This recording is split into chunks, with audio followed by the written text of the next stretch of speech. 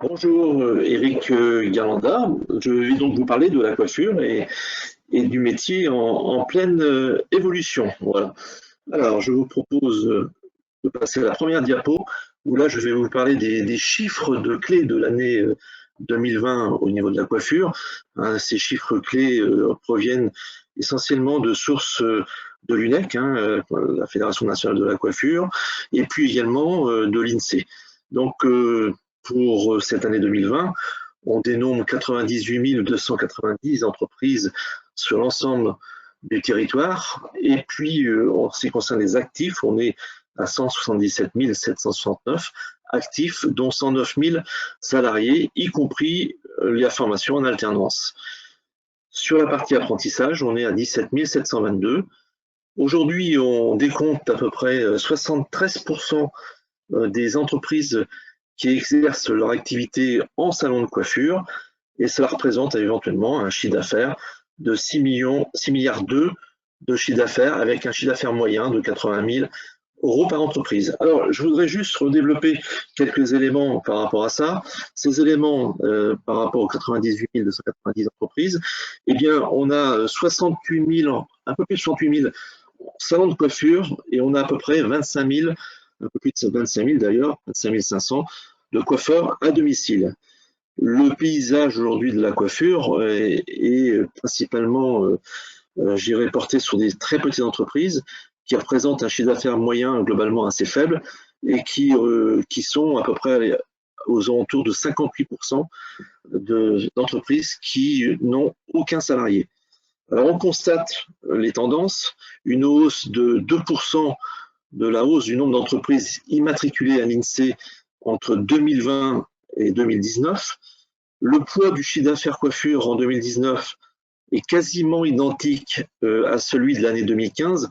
Et puis 2020, on en parlera un peu plus tard, mais le chiffre d'affaires a baissé de l'ordre à peu près de 20%, donc lié notamment à la crise pandémique. Et puis aussi vous dire qu'on retrouve un léger accroissement du nombre de salons de coiffure entre 2015 et 2020. On est passé de 68 600 aujourd'hui en entreprise, alors qu'en 2015, on était à 64 100. Donc avec une forte également évolution de la coiffure à domicile, 17 600 en 2015 et 25 500 en 2020. Alors tout ça est lié au moins à deux facteurs. Le facteur du régime de la micro-entreprise, qui a encouragé effectivement la création d'entreprises via ce levier fiscal. Et puis deuxième chose aussi, des salariés qui abandonnent le statut de salarié pour devenir des créateurs micro-entrepreneurs, notamment en coiffure à domicile. Je voudrais aussi préciser que le nombre d'actifs se poursuit, la baisse du nombre d'actifs se poursuit en 2020, avec près de 5% depuis 5 ans. Mais on s'aperçoit malgré tout qu'il y a un abandon du métier de coiffeur, notamment chez les plus jeunes générations. Et puis aussi la baisse de l'emploi dans les entreprises qui sont employeurs. Aujourd'hui, on est aux alentours un peu plus de 2,3 salariés par entreprise employeur. L'évolution du nombre de salariés aussi est en baisse, notamment entre 2015 et 2020. On s'aperçoit qu'on a perdu à peu près 2,5% de salariés dans la profession. Et on a aussi un deuxième constat, qui est la stabilisation depuis 2015 du nombre d'apprentis, avec un peu moins de 18 000 apprentis, 17 722, ce qui représente à peu près 17% de l'emploi dans la coiffure. Et donc, ça représente un apprenti environ pour 4 entreprises. Si on passe à la diapo suivante, on va aborder un autre chapitre qui concerne les chiffres clés, et notamment sur deux autres aspects. Donc aujourd'hui, les entreprises sont composées à 58% de personnes physiques qui sont chefs d'entreprise, mais par contre, 42% sont aujourd'hui en structure sociétale. Et on trouve également, par rapport à ça, une répartition entre les différents exercices de la profession. On a 17% des entreprises qui se situent en zone rurale et 40% qui se situent en milieu très urbain, dans des métropoles, notamment les grandes métropoles françaises. Ensuite, on s'aperçoit que le nombre de, comment dirais-je, de salons pour 100 000 habitants est de l'ordre de 107 entreprises pour 100 000 habitants et de 39 coiffeurs à domicile pour 100 000 habitants. Le nombre de salons franchisés est de l'ordre de 10% environ sur l'ensemble des salons, mais ces salons-là pèsent énormément dans le chiffre d'affaires produit par la coiffure sur le territoire. On est effectivement aux alentours de 25 à 30% du chiffre d'affaires de la coiffure. En ce qui concerne la coiffure à domicile, comme on l'a dit tout à l'heure, 27% des entreprises sont des entreprises de coiffure à domicile, avec une précision, le chiffre entre 2009 et 2020 a été multiplié par 3.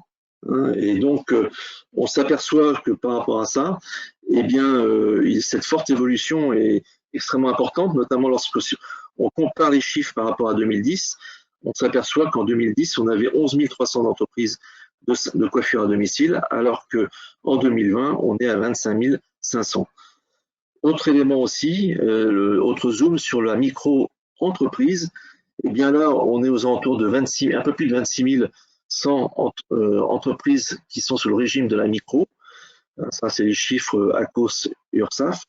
Eh bien, on s'aperçoit qu'en 2010, eh bien, on n'avait que 7200 entreprises en micro-entreprise. Et aujourd'hui, la coiffure est le secteur dont la part des micro-entrepreneurs est la plus importante.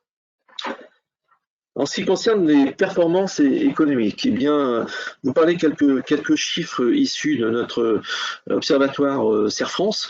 Donc, la baisse de chiffre d'affaires constatée est de l'ordre de 11% pour l'année 2020. Et on constate notamment une différence par rapport à l'ensemble des baisses au niveau national pour l'ensemble des entreprises qui était plutôt de l'ordre de moins 19,5%. Vous dire également que les aides qui ont été, comment dirais-je, mises en place, eh bien, ont permis de maintenir le résultat, en l'occurrence des entreprises, notamment je parle du fonds de solidarité et éventuellement des aides locales régionales. Ça, c'est un constat qui a été fait. Entre autres également aussi, c'est que les trésoreries, notamment avec la mise en place des PGE, a été, comment dirais-je, confortée, consolidée, mais on a constaté malgré tout, en même temps, que les entreprises se sont endettées avec le recours à ce PGE, et donc aujourd'hui, on a une progression de l'endettement de l'ordre de 22%.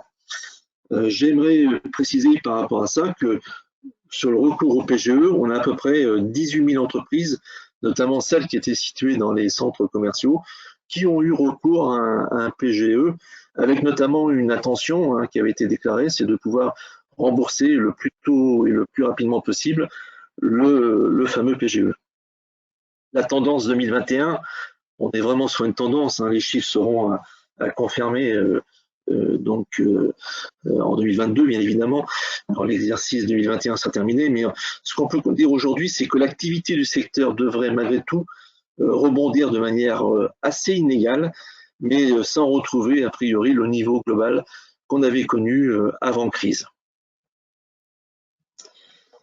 Alors, on a essayé de reprendre aussi quelques éléments qu'on peut qualifier de force, de faiblesse et de risque.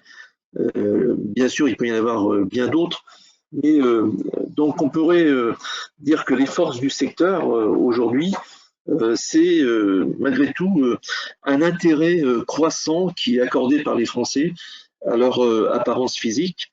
Alors on y reviendra, c'est encore plus frappant chez la population des messieurs, notamment avec l'arrivée de nouvelles prestations, notamment de barbier, j'y reviendrai. Autre chose qui est important, c'est que bien là, les forces de la possibilité du secteur, c'est de pouvoir proposer des ventes additionnelles, notamment qui sont générées par une offre de produits capillaires et des prestations qui viennent compléter les offres historiques de prestations coiffure. On verra quelques exemples tout à l'heure de possibilités comment dirais-je, d'accroître son chiffre d'affaires avec des prestations complémentaires, et notamment suite à des demandes qui sont faites par la clientèle, avec une évolution effectivement des besoins et évolution de la mode. Ensuite, le dynamisme du tissu sectoriel, hein, qui explique notamment le fait qu'on a un maillage extrêmement important au niveau des enseignes et la création notamment des sociétés, et ça c'est un peu nouveau, la création de sociétés de coiffure à domicile qui occupent aussi le marché. En ce qui concerne les faiblesses, eh bien, on peut constater aujourd'hui qu'il y a une pratique ou une démocratisation de la volonté du consommateur de lui faire soi-même, hein, et notamment soutenue par la mise à disposition d'offres d'appareils d'électrobeauté qu'on va retrouver, j'irai sur le marché. Sur le marché. Et ensuite, notamment, la mise en place via Internet de tutoriels ou de vidéos. Donc, il y a une tentation pour certains de dire je recours au faire soi-même. Deuxième point, en ce qui concerne les faiblesses, c'est qu'on constate malgré tout une très forte intensité concurrentielle qui pèse notamment sur les prix.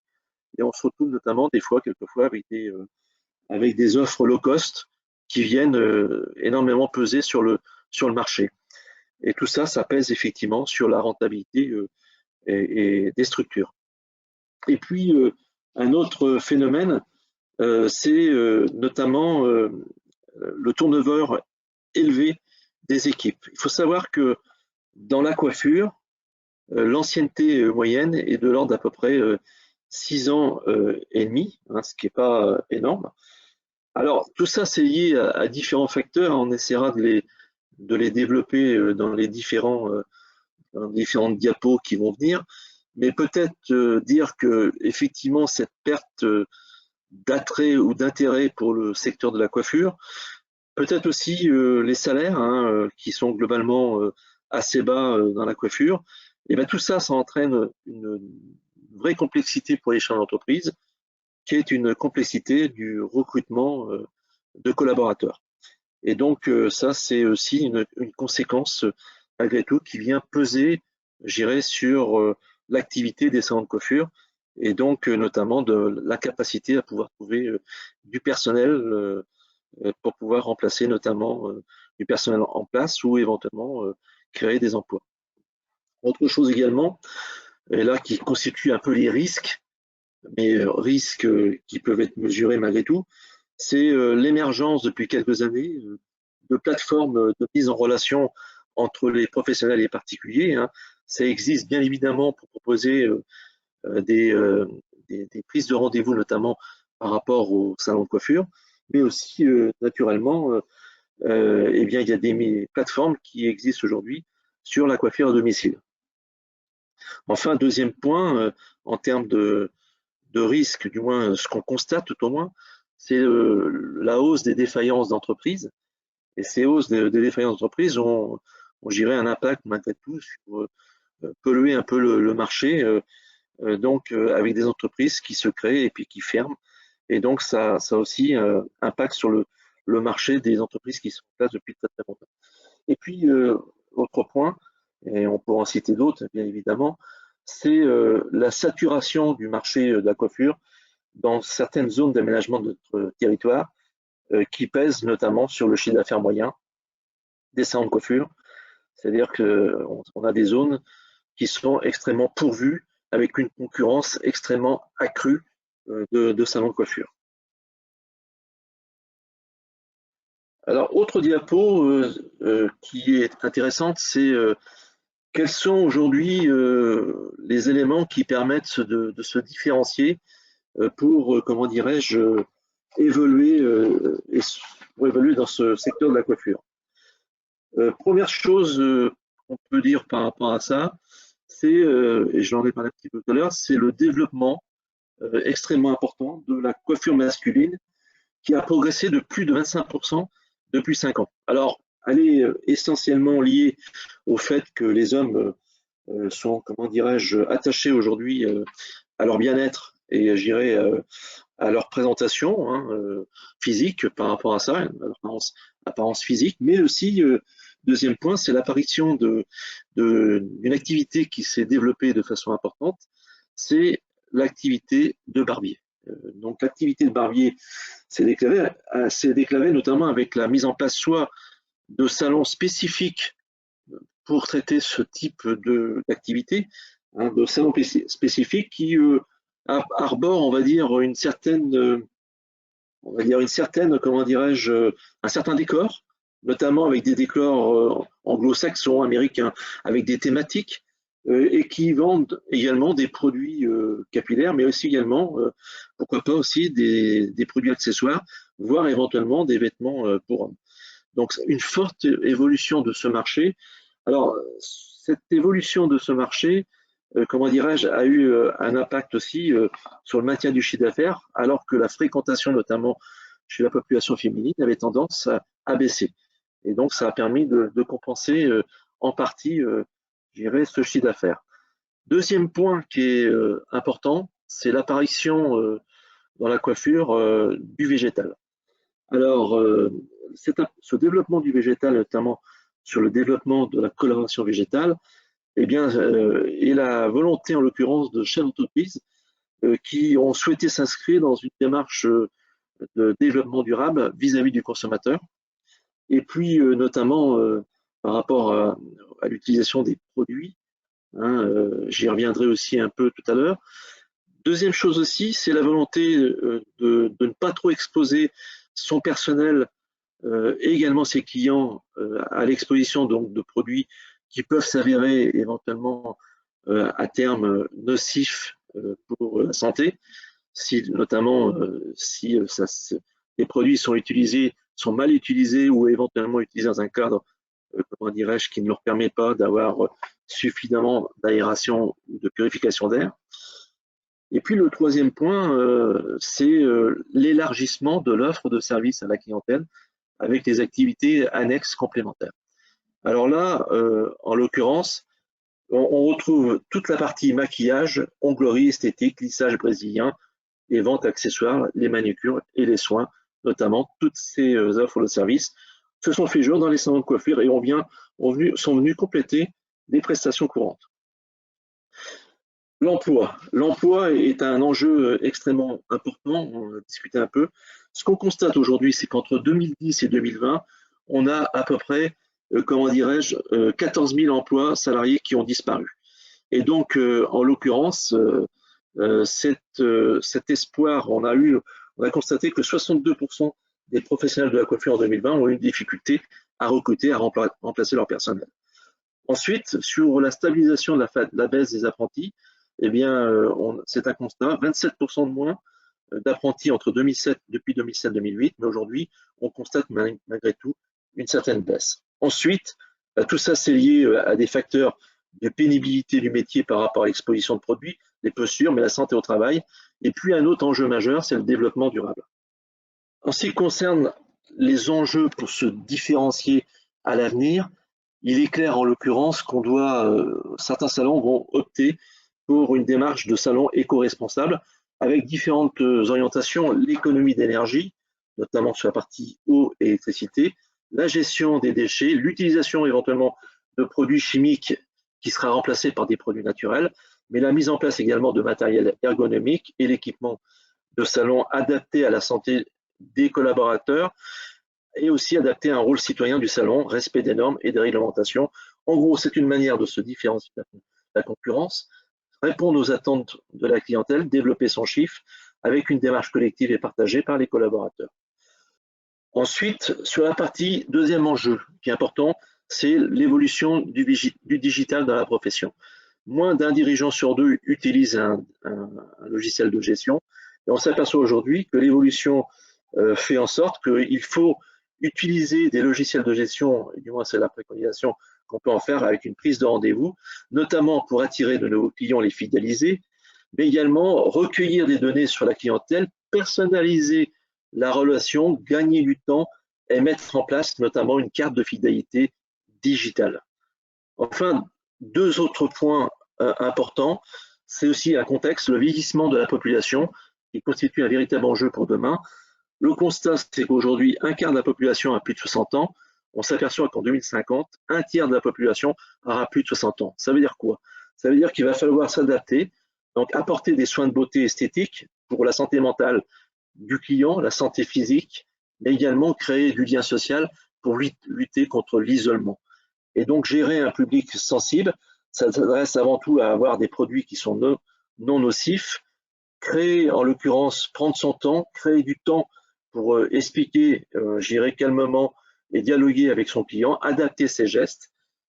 Et le dernier point, adapter également son offre de service, notamment proposer des produits et outils spécialisés, des produits anti-chute, cheveux blancs, développer éventuellement des offres tarifaires spécifiques, aménager son salon, opter pour des équipements ergonomiques qui prennent en compte, je dirais, cette population, et puis pourquoi pas aussi innover, proposer des nouveaux services, notamment des espaces multiservices, des salons itinérants avec des offres de services de soins à domicile.